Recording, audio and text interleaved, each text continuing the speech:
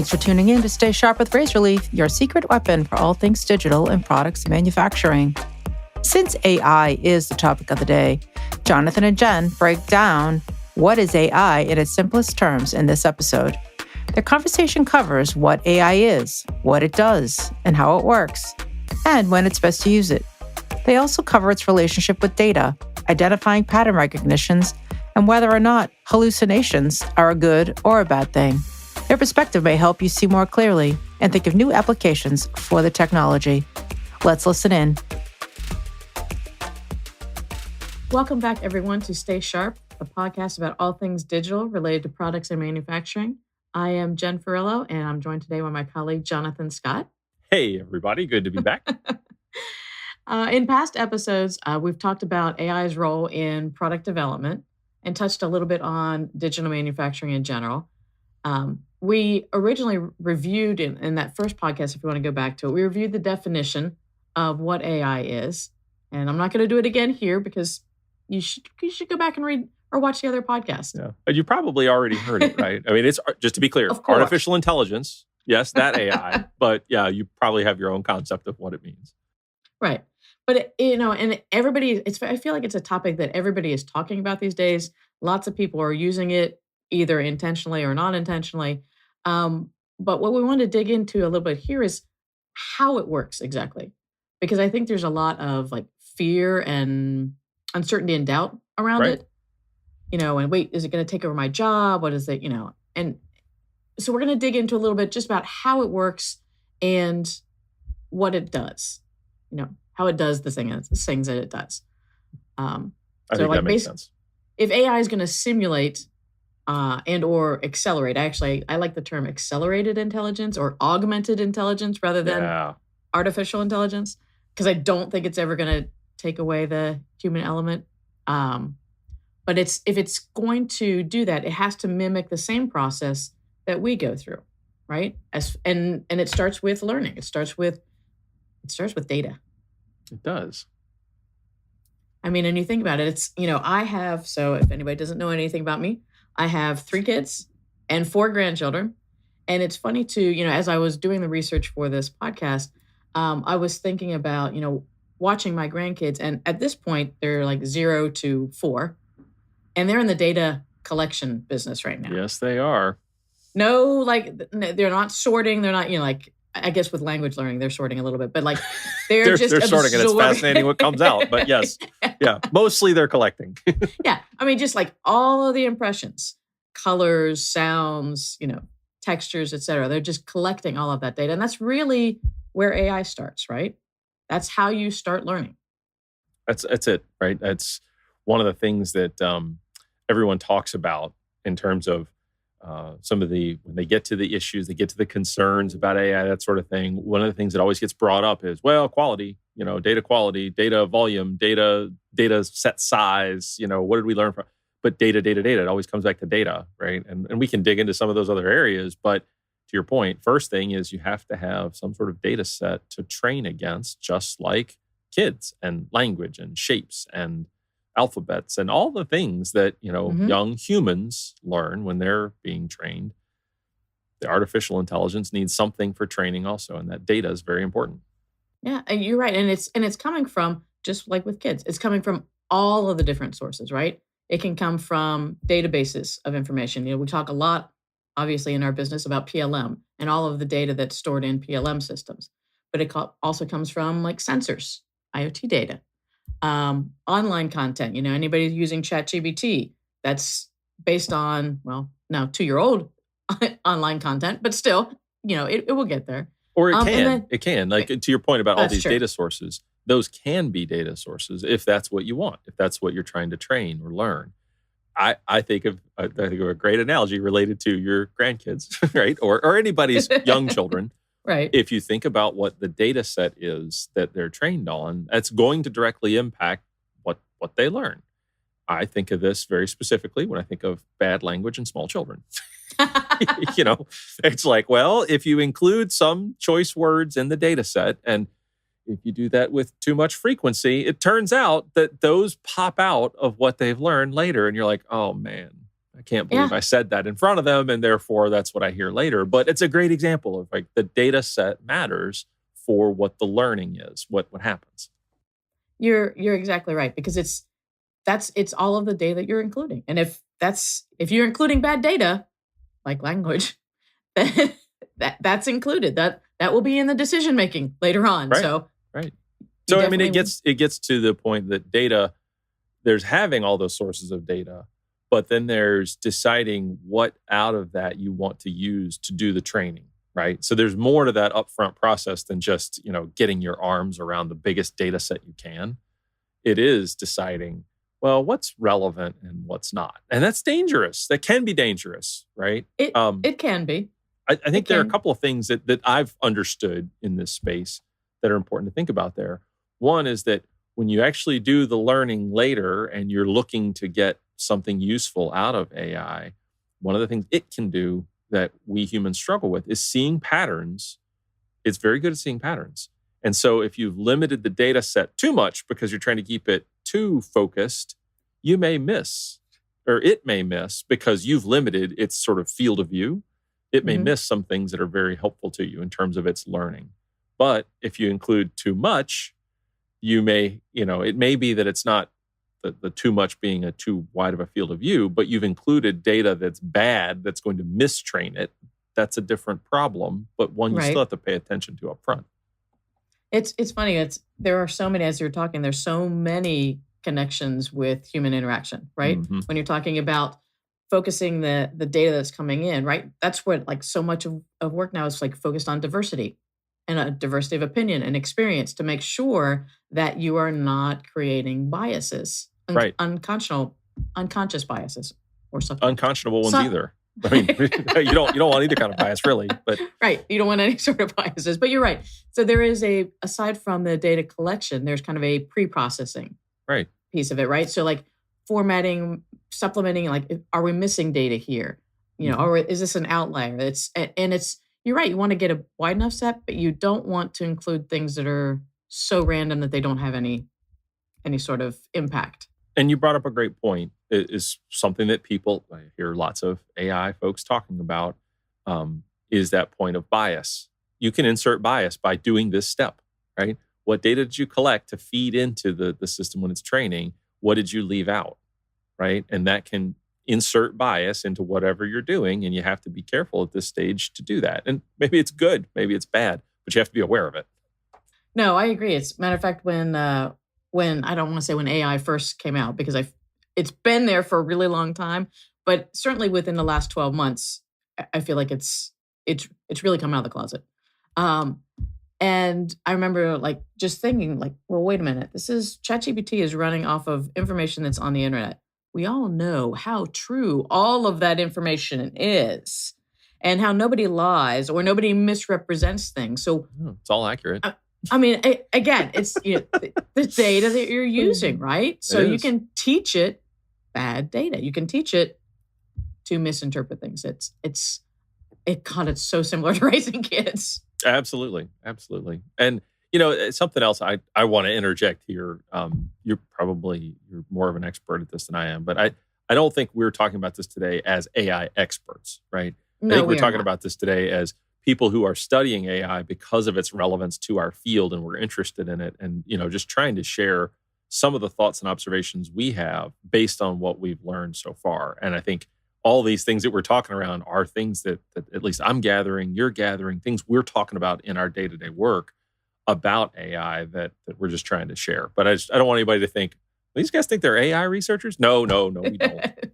No, we absolutely do not. You were exactly right. This is a topic that is touching on, I feel like, everybody and their work these days, or has the potential. And I mean, because it touches on creativity and art and, what's real and what's not. But like, it's something that I think a lot of our listeners are very interested in. And that's kind of what, I figure everybody's kind of where we are, learning and learning quickly.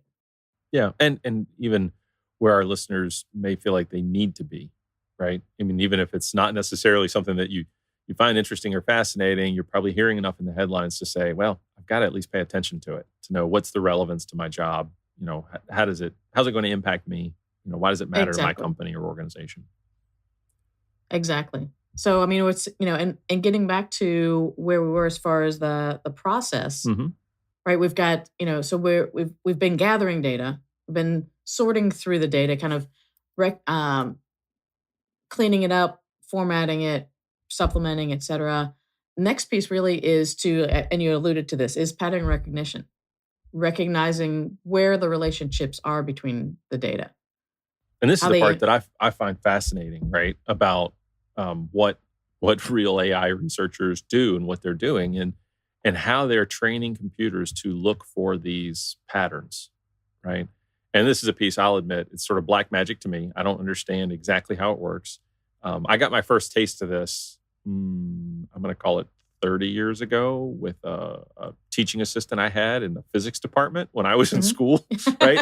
And one day this guy's explaining like, here's what my research is. I do research into neural networks, and one day it's going to do blah, blah, blah. And I'm like, all right, smart guy, sounds good. I have no idea what you're talking about.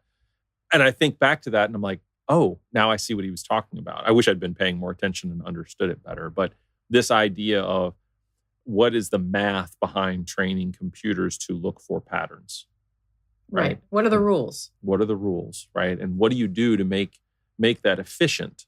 Um, how do you train it to look for things, and how does a computer know when it's found a pattern? I don't know, right? But those kinds of things, that's what goes into the learning, right? That's the magic that I think Right. these folks have found who are creating these tools today, is they understand how to train an intelligence to learn patterns, rules, behaviors, whatever they might be, and then come back with some meaningful output from what they've learned. Right. And this is the piece I believe, right, that's called creating the model or Hmm. training the model.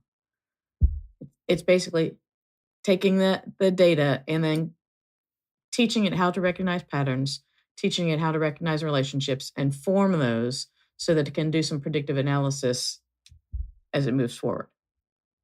And I think the pieces that are so interesting, and I hope there's not an AI expert listening and going, no, no, you idiots, you have this totally wrong. Um, is the piece of how the training and the training models work, that they are emergent in their behavior, right? That it's, yes, we've set up a training model for it to learn in one way, but then that that piece of code, that intelligence, can then expand upon that to learn and look for other patterns in new ways that are not necessarily what was defined entirely, right? So it's not like it's all code that, well, when it runs through this data set, this is the answer it's going to get. But it Right. is starting to do things that you did not necessarily expect. That's what I mean by emergent, right? Emergent behavior that, oh, we didn't really know it was going to do that, but it did. Okay. And I think that's a little bit of the danger, right? And some of the fear is, Hmm. well, wait, once we train it, and this again could be like your kids, once you train them and then you let them go and they start making decisions, you're like, wait, how did you get there Right. from here? That's right. And that's because AI can process so much more data than we can as human beings, and so quickly it can learn so quickly and start making decisions that it's hard to follow, like in following somebody's conversation and they jump to another topic and you're like, wait, how did you get there? And they're Right. like, oh, I started here and then I thought of this and then I thought of this and I thought of this. And then I got there. And I think that's the thing that's so interesting about AI, is it does not process or behave necessarily like we do. And when I say we do, I'm going to just insert myself, my own mental model. I think like an engineer, I think logically. So it's very, A to B to C to D. And it's a thought process where the output of one thought is the input of the next thought, and off we go. And with AI, it's like, well, it gets from A to Z. And you're like, well, how did I get there? I think the beauty of it, and a scary thing about it at the same time, is when it was trained, it learned connections that we would not necessarily see. Hmm. And so it can get from A to Z. And for that model, for that piece of code or machine, whatever, it's logical, right? It has a basis for that in the data and the learning that it did. It's just we don't understand it. It's really interesting. So I've been, this is a little bit tangential, but I've been doing a bit of research on autism Hmm. and ASD. And it sounds very similar, right? So a lot of folks on the ASD spectrum recognize patterns that a The rest of us can't neurotypical, see. logical, like, Yeah. can't see. And so maybe it's not artificial intelligence, maybe it's autistic intelligence. I don't know. Yeah. There's a lot of A's, Well, but I think that there's, yeah, not to all of a sudden diverge into health and a medical topic, and obviously something we should be careful with. But I absolutely agree. I think that there's a lot of modes of intelligence that we don't recognize, and as we pay attention to those other modes and we kind of broaden our aperture, we start to recognize, like, wait, there's something happening there that we didn't see. We thought it wasn't logical, but actually it was very logical. It's just we didn't see the connection, whether that's right. AI or it's autism or it's anything else, right? I mean, one day we may find like telekinesis and those things. We're like, oh, that's how that worked, right? Probably like a lot of scientific discoveries, right? Until Right. you see it, until we understand it, we're like, wow, we're amazed by it. And AI Well, maybe is one of those. and that kind of brings us back to, okay, so now you've got all of this data, it's going through, you've taught it relationships, you've taught it to recognize patterns, and now it's off recognizing patterns and relationships that you don't even see. But you got to bring it back to, are those relationships and patterns correct? Are they there? You have to test and validate whether it's the conclusions or the data coming back out of AI. Like, is it accurate? Is it performing? Is it making decisions that are supportive of your business and what you need to do? Yeah, we certainly hope that that's part of what folks are doing when they're training these models, right? And when they're building artificial intelligence or machine learning models or whatever it may be in this space, that there's testing and validation that happens so that we can avoid those problems, right? I mean, I hear about this plenty in the news too. The term I hear is hallucinations, right? Right. When some popular AI model says, absolutely the earth is flat. I trust me, I know it's right. I've got data to back it up. It's like, well, maybe, just maybe it's been trusting the internet a little too much, right? The flat earthers, they're out there. That's right. And it comes to that conclusion. And so anyway, I think it's a good point that without testing of the model, validating it, and maybe correcting it, I don't know all the right terms for it, but that's an important step before you say, hey, this thing is ready to use. I agree. And again, it's a little bit like kids. Like, you get them through grade school, you get them through high school, they're learning all of the things, whether it's, not just what they're learning at school, but behaviors and ethics and things like that, and they're about ready to go off to college, and you just kind of keep testing them, like give them a little bit more decision-making ability and then see, not quite sure that you're ready for that yet. Yep. Yeah. I mean, I think that's exactly right. You keep checking to make sure, Yes. Is this on track? Is there any more training I need to do in a certain area? That sort of thing. And, probably much like every parent can identify with, you won't always get it right and 100%. You can't. It's not possible. But are you going to make a best effort? And does it get you the best result? It does. The more testing and validation you can do, the more shaping, you're probably going to get to a better outcome. So if you've got your data, you've sorted it, you've discovered your patterns, your relationships, et cetera, you've taught the model how to interpret, how to make decisions, you've tested it, and now this is when you like move it into production. Time for the real world, right? Time for the real world. That's exactly it. And I think this is where it really gets interesting, is then what do you use it for? And a lot of the work that happened up until this point should inform then what you try to use it for, because you want to be careful. Maybe it's really great at finding new patterns, new connections and things like that, but it has kind of a high hallucination rate. And you learned that through the validation and testing you did. Well, that might be really good for some creative work, augmenting your new ideas, that sort of thing. But maybe that's not so good for helping you with decision making because of the errors it could make.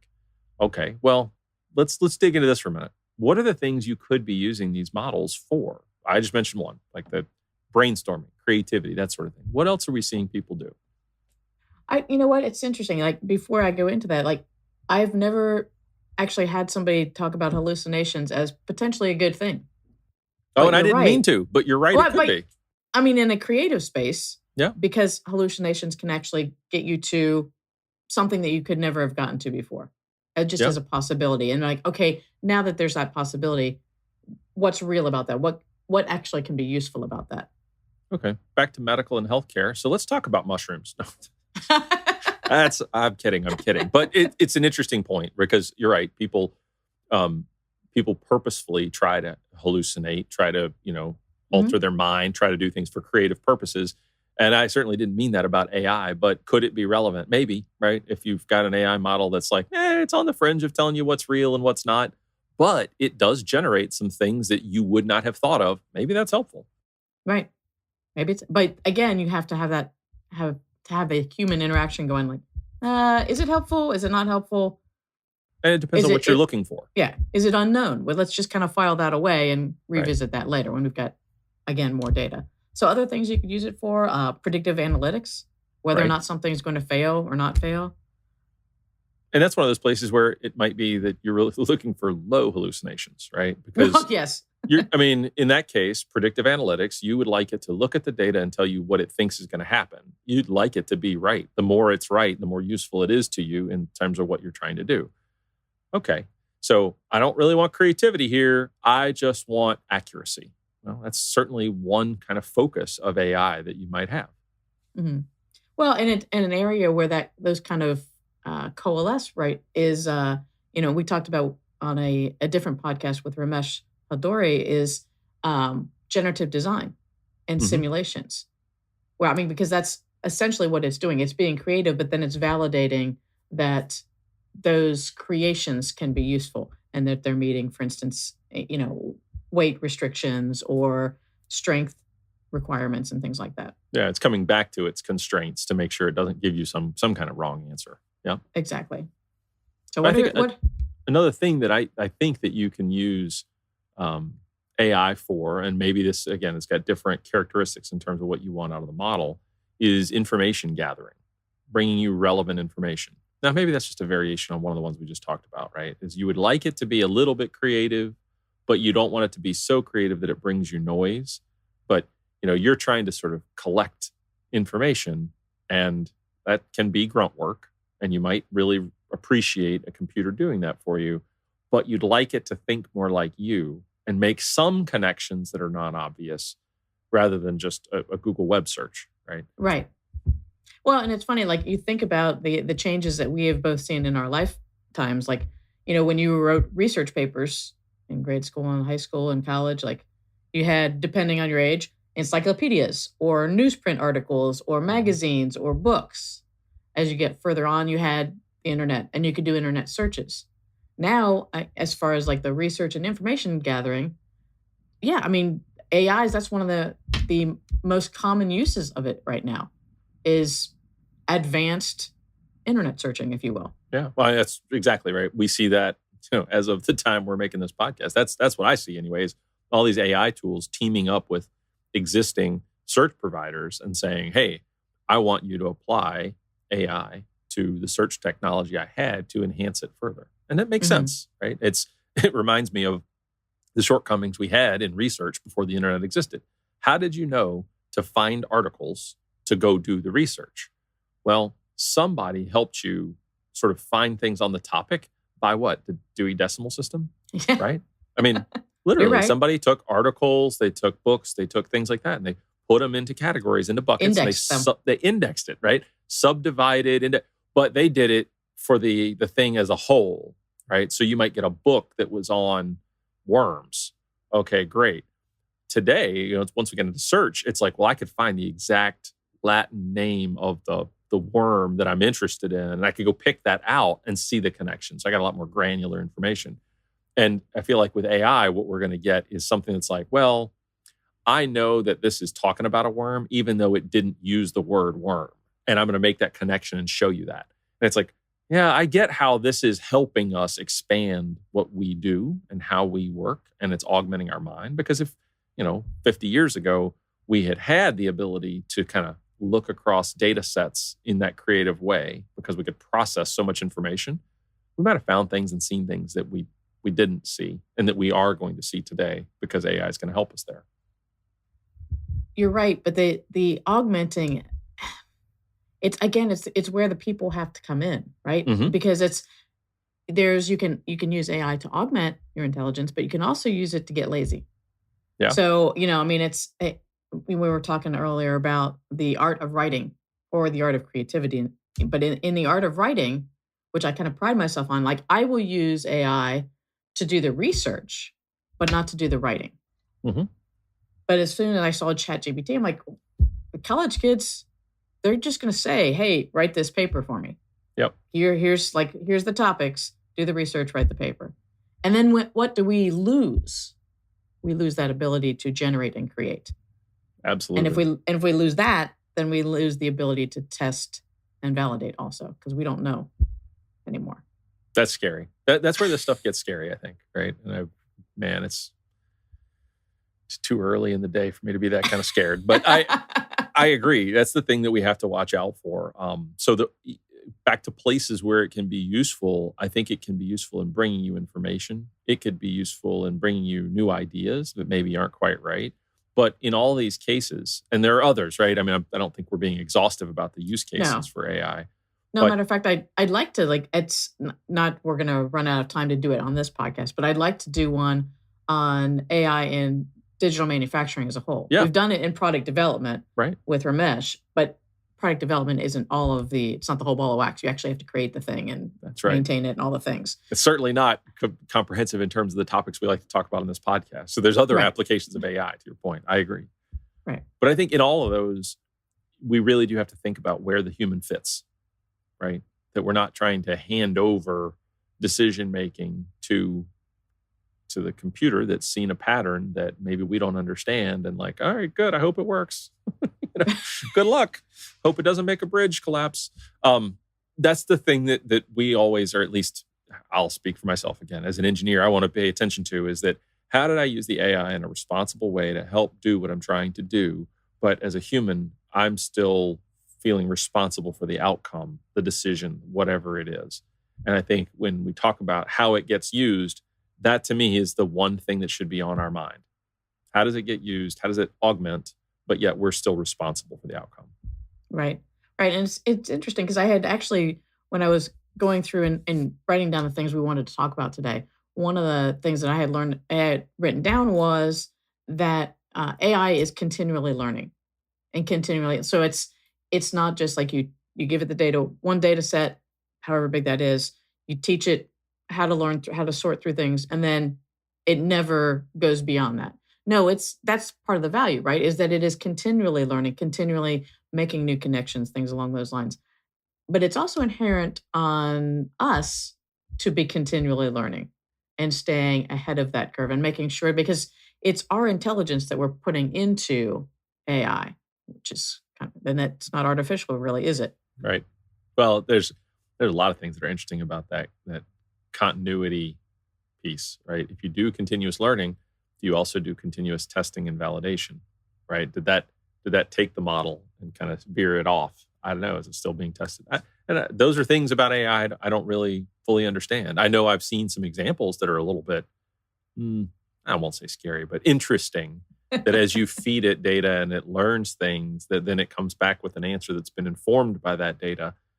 Whoa, what did that mean? And it makes me think about how we use it today. Like, did I really mean to tell the computer that? I've never thought about that with search, right? I've gotten very used to how search fits into my day-to-day processes. I'm still learning how AI fits into my day-to-day processes. But when I think about my search terms being used by something, I'm like, no, it's just my input to give me my output, to give me what I want. It's for me. When I think about, it's for the computer too, I'm like, oh, that's different. Well, and think about it, right? That's that's some of the challenges we're running into, like with things like Facebook right now. Mm-hmm. Because the things that you like, the things that you search on, the things that you read, it learns and then it feeds you more of the same, which is getting to some of the polarization that we're seeing in societies, because you're seeing the view that you expect to see. Right. And it's like you said, it's that bias that maybe you recognize, maybe you don't. And it's especially tricky, to your point, when it's a third party who's doing that, right? I think that happens. I know that happens with search. I learned that several years ago. I was surprised. I was like, wait, if it knows I'm logged in, my search results look different than if it doesn't know it's me asking. Right. Fascinating. Well, and and I know that is in product development pieces too. I know CAD systems now recognize patterns on how you know what, when you fillet that edge, you always do this step next. Right. And so that it will automatically, the UI automatically updates so that that's ready to hand for you. Some days that's good. Some days that's not good. Right. And that's the tricky bit of all this, I think, right? I'll stop digging into that because there's lots of observations I'm sure we could share, but no doubt we need to wrap up. I feel like we have covered a good sort of breadth of the concept of what's going on with AI.